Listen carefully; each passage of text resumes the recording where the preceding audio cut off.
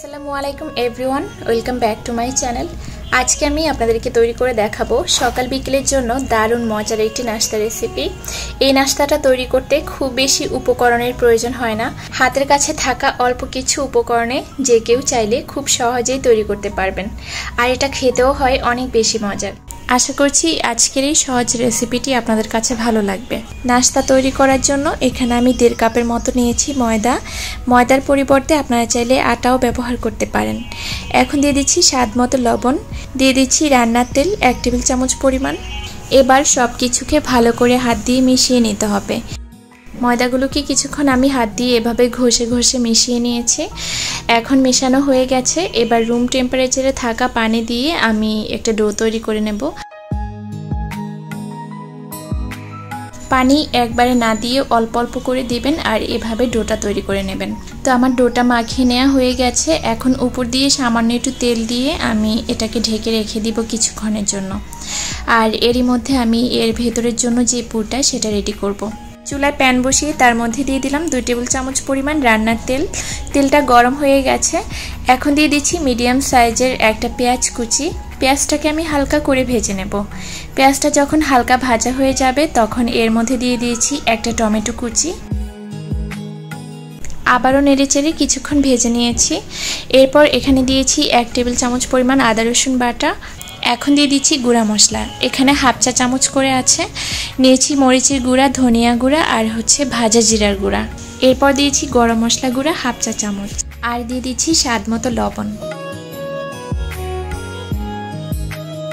এবার এই তেলের মধ্যে মশলাগুলোকে একটু ভেজে নিচ্ছি। এখন সামান্য একটু পানি দিয়ে মশলাটাকে খুব ভালো করে কষিয়ে নেব।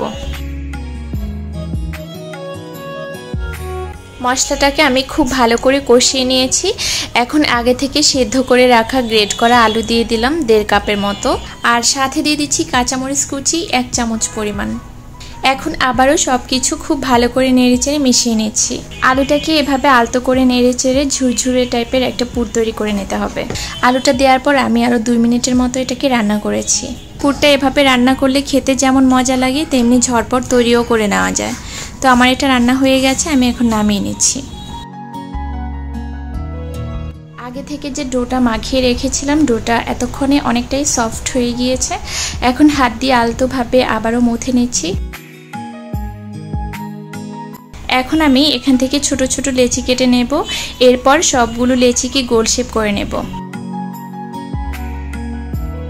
একটা রেখে বাকিগুলো আমি বাটিতে রেখে দিচ্ছি, এতে করে লেচিগুলো ড্রাই হয়ে যাবে না। এখন উপর থেকে ময়দা ছড়িয়ে দিয়ে আমি মিডিয়াম সাইজের একটা রুটি বেলে নেব। আর এই রুটিগুলো কিন্তু খুব বেশি পাতলা বা মোটা হবে না, দুটোর মাঝামাঝি অবস্থায় রেখে রুটিগুলো তৈরি করে নিতে হবে। এবার রুটির মাঝ বরাবর পুরটাকে এভাবে দিয়ে সুন্দর করে ছড়িয়ে দিতে হবে। এবার রুটির চারপাশে এভাবে পানি লাগিয়ে নিতে হবে। রুটিটা যখন আমরা ভাজ দিব তখন এটা আঠার মতো কাজ করবে। এখন চারপাশ থেকে এরকম ভাজ করে দিলেই কিন্তু আমাদের একটা নাস্তার শেপ তৈরি হয়ে যাবে। ভাজটা দেওয়ার পর এভাবে আঙ্গুল দিয়ে আলতোভাবে একটু প্রেস করে দিবেন, খুব বেশি জোরে চাপ দেওয়া যাবে না। তো দেখতেই পাচ্ছেন আমি কিভাবে নাস্তার শেপটা দিয়ে নিচ্ছি। ঠিক এভাবে করে আপনারাও নাস্তাগুলো বানিয়ে নেবেন।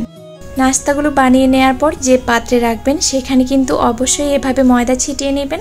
এরপর নাস্তাগুলো রাখতে হবে। আর এভাবে করে নাস্তাগুলো রাখলে নাস্তার শেপ কিন্তু একদমই নষ্ট হবে না, খুব সুন্দর করে আপনারা ভেজে নিতে পারবেন।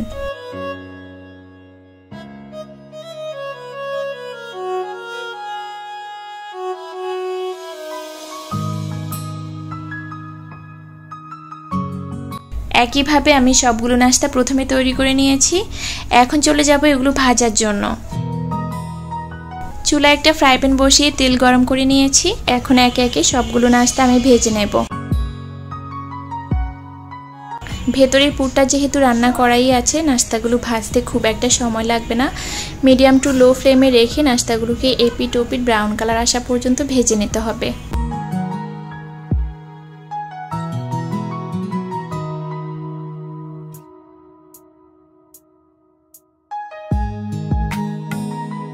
যখন এরকম সুন্দর কালার চলে আসবে তখনই নাস্তাগুলোকে উঠিয়ে নিতে হবে। ঠিক এভাবে করেই আমি সবগুলো নাস্তা ভেজে নিয়েছি। এই তো তৈরি হয়ে গেল ঝটপট মজাদার নাস্তা।